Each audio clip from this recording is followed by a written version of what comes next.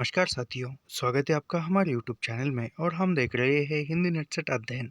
इसमें हम देख रहे हैं इकाई 10 में भी हमने बहुत कुछ देखा है। और आज संस्कृति के 4 अध्याय यहाँ देखने वाले हैं।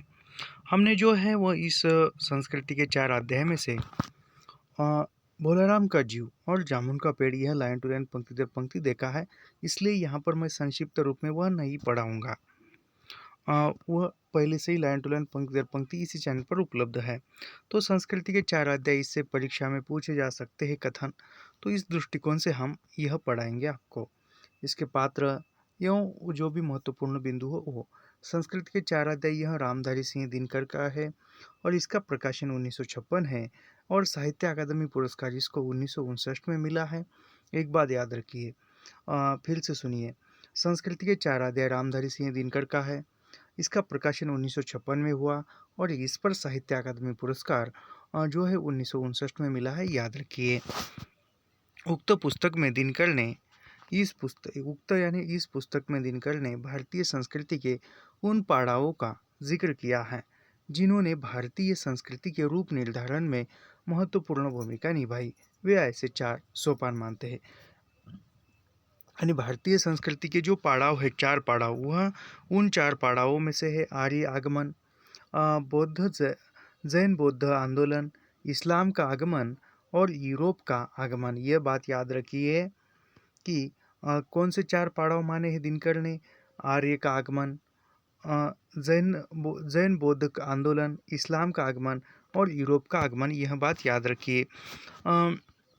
दिनकर पुस्तक को साहित्य और दर्शन का महल कहते हैं। यानी इस पुस्तक को दिनकर क्या कहते हैं? साहित्य और दर्शन का महल कहते हैं, जहाँ इतिहास की हैसियत किराएदार की है। यानी इतिहास की हैसियत क्या है? केवल किराएदार की है, ज़्यादा कुछ नहीं है।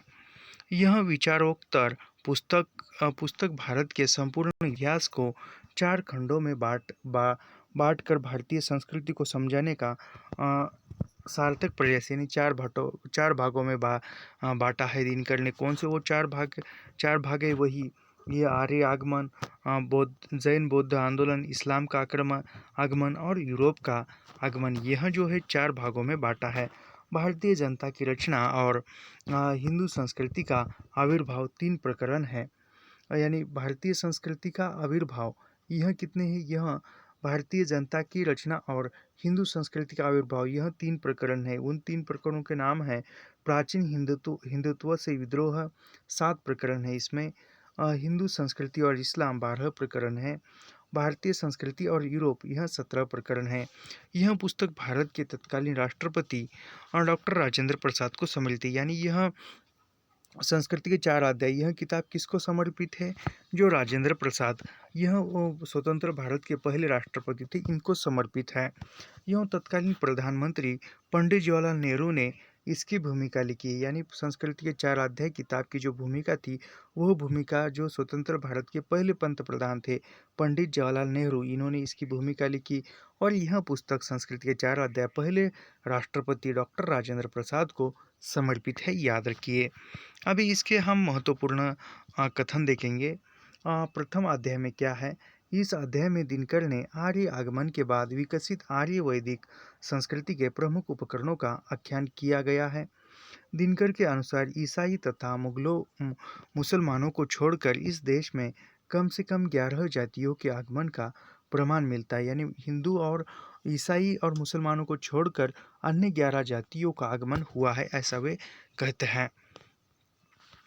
दिनकर द्रविड़ शब्दों को, ये काफ़ी इम्पोर्टेंट है सभी कथन। दिनकर द्रविड़ शब्द को प्रजातिवाचक न मानकर स्थानवाचक मानते हैं तथा उनका निवास आर्य से प्राचीन मानते हैं। यानी जो द्रविड़ समुदाय के लोग हैं वह आर्य से पहले थे, इसलिए वह भारत में प्राचीन काल से है। दिनकर आर्यों का मूल स्थान रूस के दक्षिण में मानते हैं। यानी दिनकर जो है वह आज आर्यों का मूल स्थान कहाँ पर मानते हैं? तो रूस के दक्षिण में मानते हैं, याद रखिए। दिनकर वेदों का काल 2500 ई पूर्व से 1800 ई पूर्व मानते हैं। यानी रामधारी से दिनकर जो वेदों का काल था, वह 4 वेद थे, वह वेदों का काल 2500 ईसा पूर्व से 1800 ईसा पूर्व मानते हैं। जाति की अवधारणा का उद्भव समस्त मानव समुदायों को आर्यव्रत में कस लेने के लिए हुआ था, ऐसा दिनकर का मत है। वैदिक भारत में अंतरजातीय विवाह वैदिक भारत में अंतरजातीय विवाह अपमानजनक नहीं माने जाते थे। यानी जो वैदिक भारत में या वैदिक काल में अंतरजातीय विवाह अपमानजनक नहीं माने जाते थे। जाति प्रथा के स्वीकार्य को दिनकर देश में संस्कृति समन्वय का पहला कदम मानते हैं। विभिन्न जातियों के समघट्ट से तैयार जनता को दिनकर हिंदू कहते हैं। यानी दिनकर हिंदू किसे किसे कहते हैं, तो विभिन्न जातियों के समघट्ट से तैयार, यानी सभी जातियों से मिलकर जो समुदाय तैयार होता है उसको दिनकर हिंदू मानते हैं। दिनकर भारतीय संस्कृति की उपमा विभिन्न औषधियों के मिश्रण से बने बने काढ़े से देते हैं। यानी दिनकर जो है भारतीय संस्कृति की उपमा किसको देती है, जो विभिन्न औषधियाँ है, जो आयुर्वेदिक है, वनस्पतिक औषधियाँ है, उनके मिश्रण से बने काढ़े को देते हैं, जिनको उठाने का श्रेय आर्यों को है। द्वितीय अध्याय में क्या है देखते हैं। दिनकर द्वितीय अध्याय को प्राचीन हिंदुत्व से विद्रोह कहते हैं। यानी द्वितीय अध्याय में वो प्राचीन हिंदुत्व का विद्रोह कहते हैं। यह अध्याय जैन बौद्ध आंदोलन का है। यानी द्वितीय अध्याय किसका है, तो जैन बौद्ध आंदोलन का है। दिनकर निराशावाद का प्रचंडतम रूप जैन बौद्ध आंदोलन में देखते हैं। दिनकर वेद ऋषियों को धार्मिक कवि कहते हैं। यानी दिनकर ने धार्मिक कवि किसे कहा है, तो वेद ऋषियों को कहा है, याद रखिए। पुरोहितवाद ब्राह्मण युग का प्राप्य, यानी पुरोहितवाद यह ब्राह्मण युग का प्राप्य है। अहिंसा मोक्ष निराशावाद आदि को दिनकर उपनिषदीय खोज मानते। यानी अहिंसा मोक्ष निराशावाद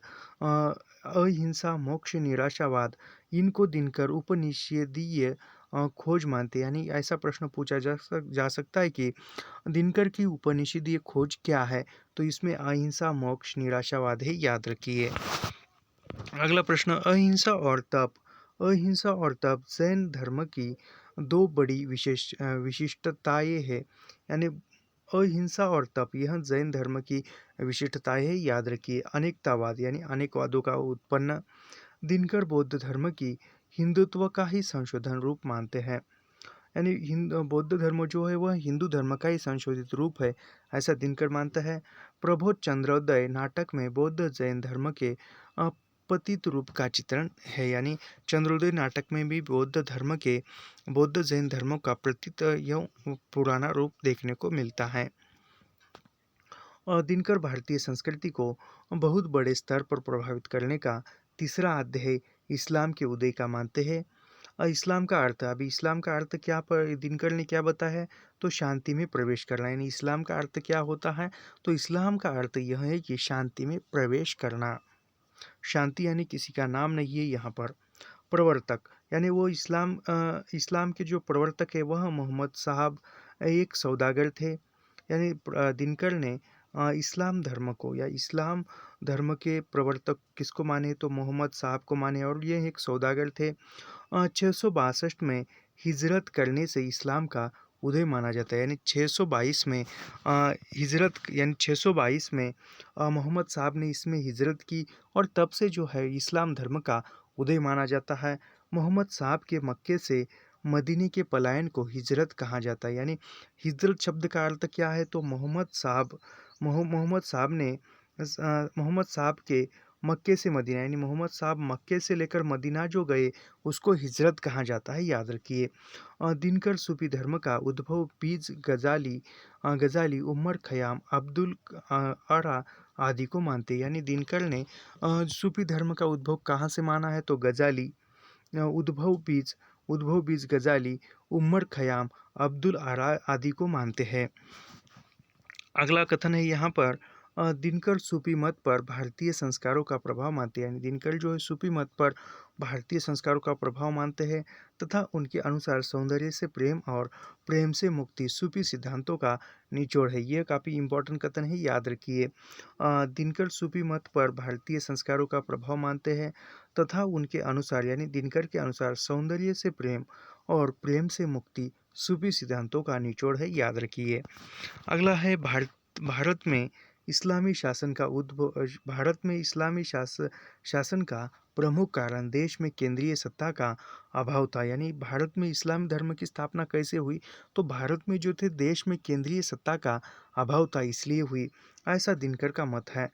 साथ ही जाति पाति, छुआछूत, धार्मिक द्वेष और अकर्मण्य भाग्यवाद एवं राष्ट्रीयता के अभाव को वे इस्लामी शासन इस्लामी शासन स्थापना का कारण मानते हैं। जनता तथा राजा दोनों को एक दूसरे से सहानुभूति नहीं थी, इसलिए विपत्ति में दोनों साथ नहीं आए।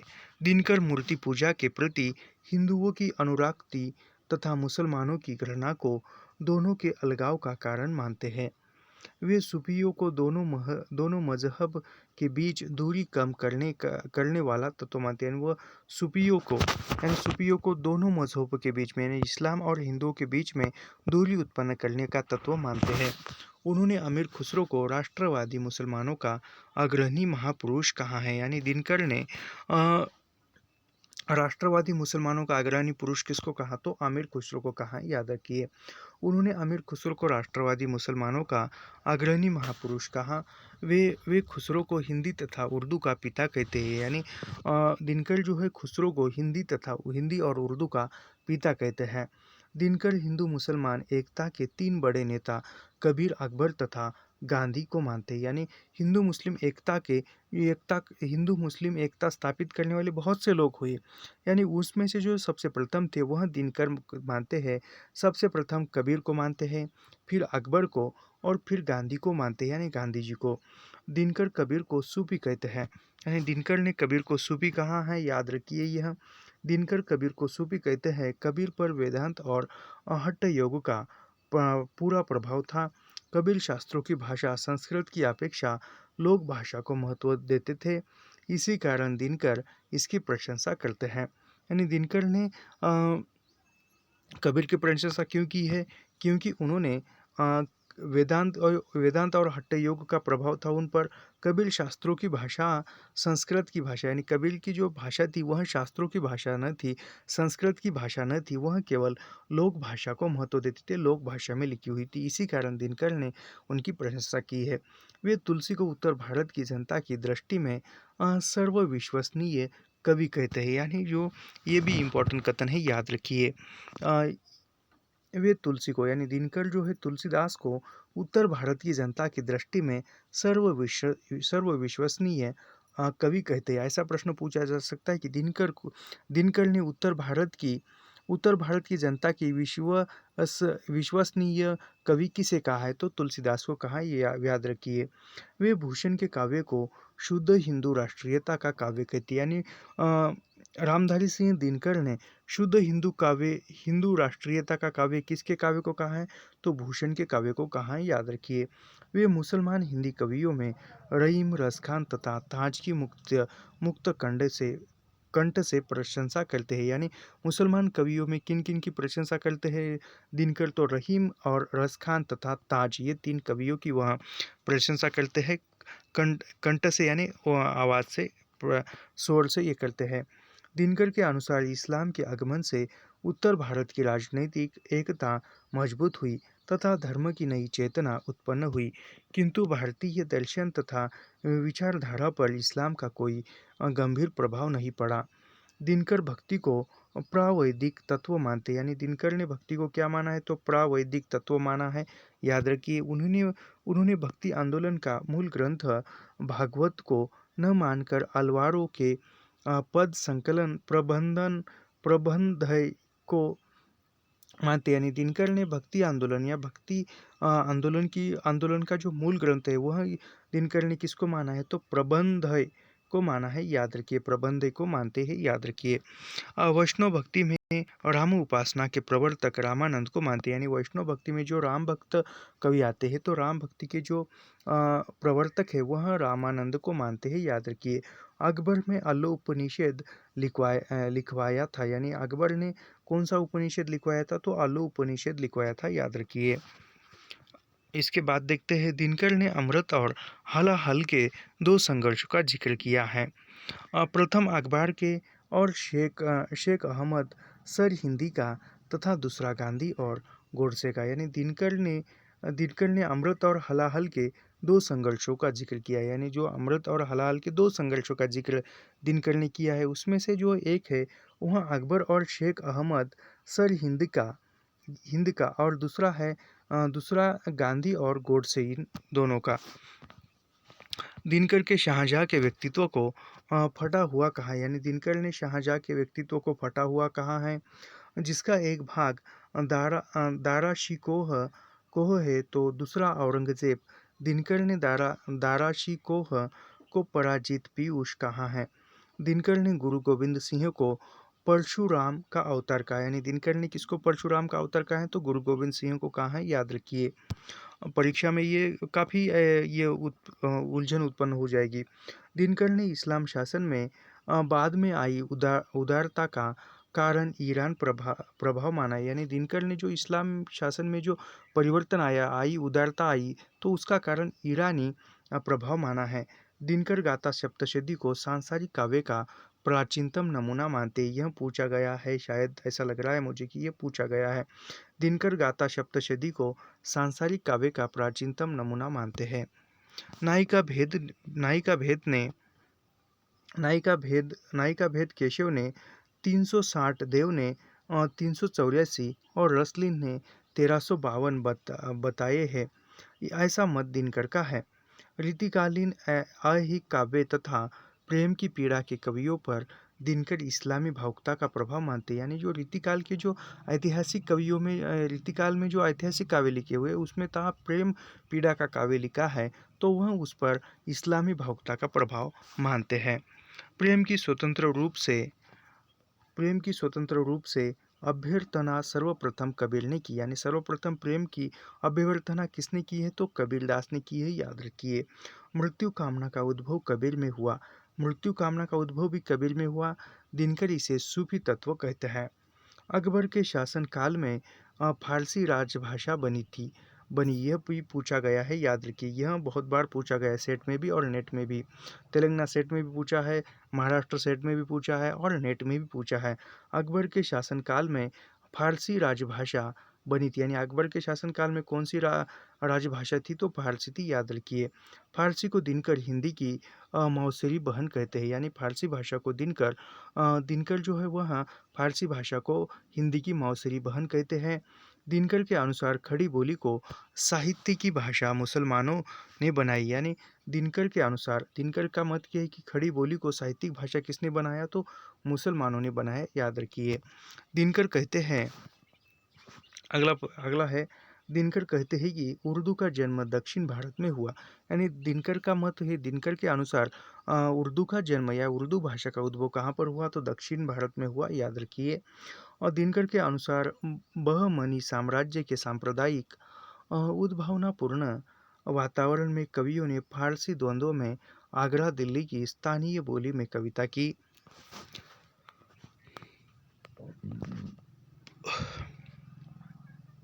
दिनकर कहते हैं कि यदि उर्दू में पारसी छंद तथा देशज शब्दों के प्रयोग की प्रवृत्ति का विकास पूरा हुआ होता तो उर्दू हिंदी मुस्लिम सामाजिक संस्कृति की भाषा बनकर आती। दिनकर ने उर्दू के फारसी ईरानीकरण के 3 कारण माने। दिनकर ने उर्दू के फारसीकरण, यानी उर्दू का जो फारसीकरण हुआ उसके 3 कारण माने हैं। फारसी लिपि का प्रयोग, पतनशील मनोवृत्ति और सांप्रदायिक नीति बनना तथा उनकी पृष्ठभूमि प्रकाशित करना। एक मिनट। सांप्रदायिक नीति बनाना तथा उनकी पृष्ठभूमि प्रकाशित करना। दिनकर ने आरंभिक मुस्लिम शासकों को द्विभाषी कहा, यानी दिनकर ने जो आरंभिक मुस्लिम शासक थे उसको द्विभाषी कहा है। दिनकर खड़ी बोली को मूलतः हिंदुओं की बोली समझते हैं, यानी दिनकर ने जो खड़ी बोली थी वह मूलतः हिंदुओं की बोली है, ऐसा मानते हैं। अकबर से पूर्व राज दरबार का हिसाब किताब रखने के लिए हिंदी का प्रयोग होता था। यह स्थान टोडरमल के आग्रह पर अकबर ने फारसी को दे दिया था, यानी राजभाषा फारसी करने का किसका आग्रह था, तो टोडरमल का था, याद रखिए। दिनकर उर्दू गद्य का वास्तविक आरंभ फोर्ट विलियम कॉलेज से मानते हैं, यानी फोर्ट विलियम कॉलेज की स्थापना 1800 में हुई है, याद रखिए। दिनकर उर्दू गद्य का दिनकर उर्दू गद्य का वास्तविक आरंभ यानी उर्दू गद्य का जो वास्तविक आरंभ था वह पोर्ट विलियम कॉलेज से मानते हैं। दिनकर ने सूफियों को इस्लाम के सर्वोच्च मानव मानव कहा, यानी दिनकर ने इस्लाम के सर्वोत्तम मानव कहा है। दिनकर वर्तमान युगीन दप्तरी हिंदी को कठिन हिंदी कहते हैं, यानी वर्तमान दप्तरी हिंदी को कठिन हिंदी किसने कहा है? तो दिनकर ने कहा है, याद रखिए, काफ़ी इम्पोर्टेंट लगते हैं। चतुर्थ अध्याय में क्या है इस पर भी देखते हैं। भारतीय संस्कृति का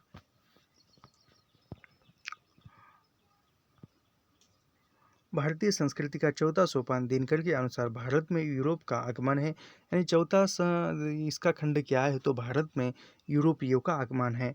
पुर्तगाल, हॉलैंड, फ्रांस, अंग्रेज भारत आने वाली शक्तियों का क्रम। धर्म प्रचार के लिए मिशनरियों ने देश भाषाओं का सहारा लिया, यानी जो धर्म प्रचार के लिए मिशनरी आए थे उन्होंने देश भाषा में अपना प्रचार करना प्रारंभ किया। 1835 में शिक्षा का माध्यम अंग्रेजी किए जाने की घोषणा हुई, यानी 1835 में शिक्षा का माध्यम जो था वह अंग्रेजी किया गया या घोषणा की गई थी।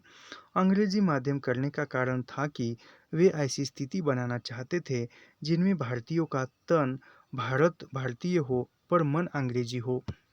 अगला है देश में अकबरी विभाग अंग्रेजी शासन में देश में देश में आबकारी विभाग अंग्रेजी शासन ने खोला। दिनकर ने कंपनी सरकार की ढुलमुल भाषा नीति को स्थिर करने का श्रेय 1854 के वुड एजुकेशन डिस्चेप्चर्स को दिया। दिनकर के अनुसार भारतीय निरुक्त और व्याकरण को देखकर यूरोप के विद्वानों ने फोनेटिक्स उच्चारण शास्त्र लिखना आरंभ किया। दिनकर के अनुसार भारतीय निरुक्त और व्याकरण को देखकर यूरोप के विद्वानों ने फोनेटिक्स उच्चारण शास्त्र, यानी फोनेटिक्स का अर्थ है उच्चारण शास्त्र को लिखना प्रारंभ किया। किसको देखकर? भारतीय निरुक्त और व्याकरण को देखकर यूरोप के विद्वानों ने फोनेटिक्स या उच्चारण शास्त्र को लिखना आरंभ किया। दिनकर मानते हैं कि सायन की आत्मा मैक्स मूलर के रूप में जन्मी थी, यानी दिनकर सायन की आत्मा जो है वह मैक्स मूलर के रूप में जन्मी है मानते हैं। दिनकर जर्मन रोमांटिक आंदोलन पर प्राचीन संस्कृत दर्शन एवं साहित्य का बृहद प्रभाव देखते हैं। दिनकर 19वीं सदी के नव उत्थान को प्रवर्तिवाद का अनुपम उत्थान कहते हैं। भारतीय साहित्य में क्रांतिकारी स्वर 19वीं सदी के बाद फूटे, यानी भारतीय साहित्य में क्रांतिकारी स्वर जो है या क्रांतिकारी विचारधारा का जो प्रारंभ है भारतीय साहित्य में वह 19वीं सदी के बाद आने लगा। फूटे यह गीता और वेदांत की प्रवर्ति मार्गी टीका का परिणाम था। सती प्रथा उन्मूलन का प्रथम प्रयास अकबर ने किया था तथा दूसरा राजा राम मोहन राय ने, यानी राजा राम मोहन राय से पहले ही सती प्रथा को बंद करने का प्रयास अकबर ने किया था, याद रखिए। दिनकर के अनुसार ब्राह्म समाज को ईसाइयत की तरफ केशव चंद्र सेन ने मोड़ा, यानी जो ब्राह्म समाज को ईसाइयत की ओर केशव चंद्र सेन ने मोड़ा है, ऐसा दिनकर मानते हैं। दिनकर राजा राम मोहन राय को विश्ववाद का प्रथम व्याख्याता मानते, यानी दिनकर ने विश्ववाद का प्रथम व्याख्याता किसको माना है? तो राजा राम मोहन राय को माना है, याद रखिए। ब्रह्म समाज को दिनकर अद्वैतवादी हिंदुओं की संस्था कहते हैं। दिनकर तिलक को भारतीय राष्ट्रीयता का जनक मानते हैं, यानी दिनकर ने तिलक को भारतीय राष्ट्रीयता का जनक कहा है, याद रखिए। दिनकर दयानंद को विश्व मानवता का नेता कहते हैं, यानी दिनकर ने विश्व मानवता का नेता किसको कहा है? तो दयानंद सरस्वती को कहा है। केशव चंद्र सेन की सलाह पर स्वामी दयानंद ने अपने प्रचार की भाषा हिंदी की, यानी किसके कहने पर स्वामी दयानंद ने अपने प्रचार की भाषा हिंदी की? तो केशव चंद्र सेन की सलाह पर। दिनकर आर्य समाज को हिंदुत्व की खड़कधार कहते हैं। दिनकर रामकृष्ण परमहंस को प्रकृति का प्यारा पुत्र, हिंदू धर्म की गहराई और माधुर्य की प्रतिमा तथा भारत की सनातन परंपरा का दैहिक रूप कहते हैं। यानी दिनकर ने रामकृष्ण परमहंस के बारे में क्या क्या कहा है? तो दिनकर ने रामकृष्ण परमहंस को प्रकृति का प्यारा पुत्र कहा, हिंदू धर्म की गहराई और माधुर्य की प्रतिमा कहा, भारत की सनातन परंपरा का दैहिक रूप कहते हैं, याद रखिए ये इम्पोर्टेंट है।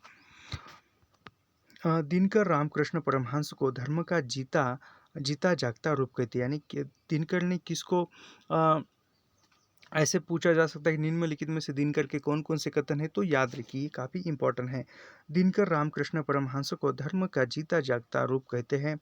दिनकर ने रामकृष्ण को अनुभूति तथा विवेकानंद को व्याख्या कहा, यानी दिनकर ने रामकृष्ण को अनुभूति कहा और विवेकानंद को व्याख्या कहा, याद रखिए। दिनकर विवेकानंद को सांस्कृतिक राष्ट्रीयता का पिता कहते हैं, यानी दिनकर ने सांस्कृतिक राष्ट्रीयता का पिता किसको कहा है, तो विवेकानंद को कहा है, याद रखिए। गीता का दूसरा आख्यान दिनकर के अनुसार लोकमान्य तिलक ने किया, यानी गीता का गीता का दूसरा आख्यान जो है वह दिनकर के अनुसार, दिनकर के मतानुसार लोकमान्य तिलक ने किया है, याद रखिए। महर्षि अरविंद स्वर्ग का भूमिकरण करना चाहते हैं, यानी महर्षि अरविंद स्वर्ग का भूमिकरण करना चाहते हैं। उनकी मूल थीम अतिमानस की अवधारणा अथवा अतिमानव का विकास है। आगे देखते हैं। दिनकर कहते हैं गांधी जी ने परमात्मा के दर्शन सदाचार में किए। दिनकर के अनुसार गांधी जी भूमि का स्वर्गीकरण करते हैं। सर्वपल्ली राधाकृष्णन आत्मा का धर्म नामक अवधारणा को प्रस्तुत करते हैं, यानी सर्वपल्ली राधाकृष्णन वह उप राष्ट्रपति थे भारत के, पहले उपराष्ट्रपति, और इसका जन्मदिन हम शिक्षक दिवस के अवसर रूप में मनाते हैं। सर्वपल्ली राधाकृष्णन आत्मा का धर्म नामक अवधारणा को प्रस्तुत करते हैं। आत्मा का धर्म नामक अवधारणा किसने प्रस्तुत की, तो सर्वपल्ली राधाकृष्णन ने की है, याद रखिए। राधाकृष्णन समबुद्धि को समय ज्ञान नाम देते हैं। दिनकर यूरोप के विश्व नेतृत्व का श्री गणेश कोलंबस द्वारा अमेरिका तथा वास्को डी गामा द्वारा भारत की खोज में मानते हैं। दिनकर ने सैयद अहमद खां को बहावी आंदोलन का सबसे प्रभावशाली नेता मानते हैं। दिनकर ने राम भक्त मुसलमानों का नेता सर सैयद अहमद खां को माना है, यानी दिनकर ने जो राजभक्ति मुसलमानों का नेता जो था वह राजभक्ति मुसलमानों का नेता सर सैयद अहमद खां को माना है। दिनकर रविंद्र और इकबाल दोनों को नवोत्थान का कृषि कहते हैं, यानी दिनकर ने नवोत्थान का कृषि किसको कहा है, तो रविंद्र और इकबाल को कहा है, याद रखिए। इकबाल पहली अवधारणा के महामानव को मानवता के वृक्ष का अंतिम फल कहते हैं।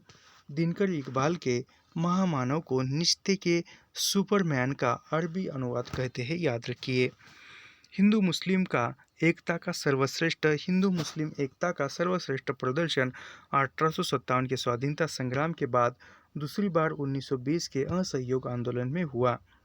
दिनकर मुस्लिम लीग को आराम तलब अमीरों की संख्या कहते हैं।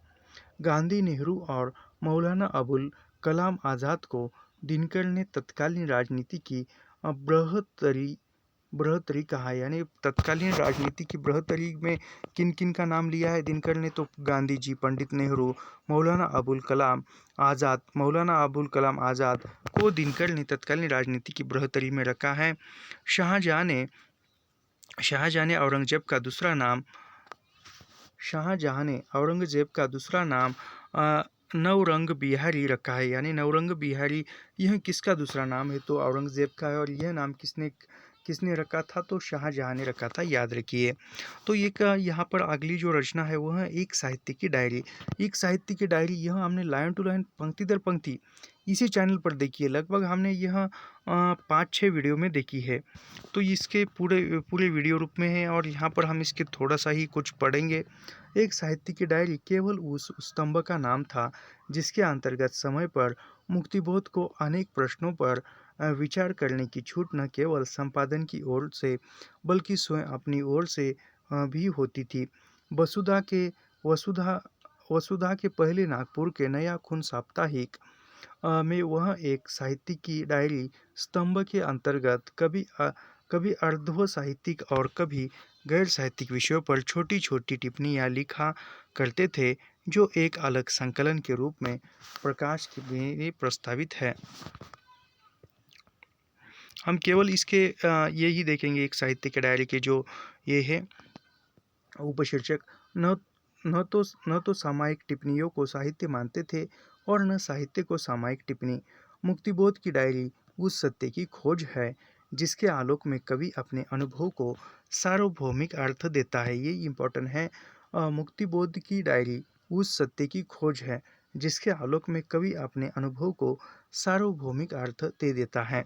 अब इस पुस्तक की विषय वस्तु या उपशीर्षक जो है वह किस प्रकार है, याद रखिए। इस पर प्रश्न पूछा गया है। तीसरा शनि, तीसरा शयन, एक लंबी कविता का अंत, डबरे पर सूरज का बिंब, हाशिए पर कुछ नोट्स, सड़क को लेकर एक बातचीत, एक मित्र की पत्नी का प्रश्न चिन्ह, नये की जन्म कुंडली 1, नये की जन्म कुंडली 2, बीड़कर, विशिष्ट और अद्वितीय, कुटियान और काव्य सत्य, कलाकार की व्यक्तिगत ईमानदारी 1 और कलाकार की व्यक्तिगत ईमानदारी 2। इस प्रकार यह कुल 13 उपशीर्षकों में विभाजित यह एक साहित्य की डायरी है और इसके जो उपशीर्षक है इस पर प्रश्न पूछा जा सकता है। मैं फिर से पढ़ता हूँ। यह उपशीर्षक तीसरा शयन, एक लंबी कविता का अंत, डबरे पर सूरज का बिंब, हाशिए पर कुछ नोट, सड़क को लेकर एक बातचीत, एक मित्र की पत्नी का प्रश्न चिन्ह, नई की जन्म कुंडली 1, नई की जन्म कुंडली 2, वीरकर, विशिष्ट और अद्वितीय, कुटियान और काव्य सत्य, कलाकार की वैयक्तिक ईमानदारी 1, कलाकार की व्यक्तिगत ईमानदारी 2। तो ऐसे यहाँ पर है। तो हम यहाँ पर रुकते हैं और इसके आगे का भाग बाद में देखते हैं। तो ऐसे ही अध्ययन करने के लिए हमारे चैनल को सब्सक्राइब कीजिए, लाइक कीजिए और शेयर करना मत भूलिए। मिलते हैं नेक्स्ट वीडियो में। धन्यवाद।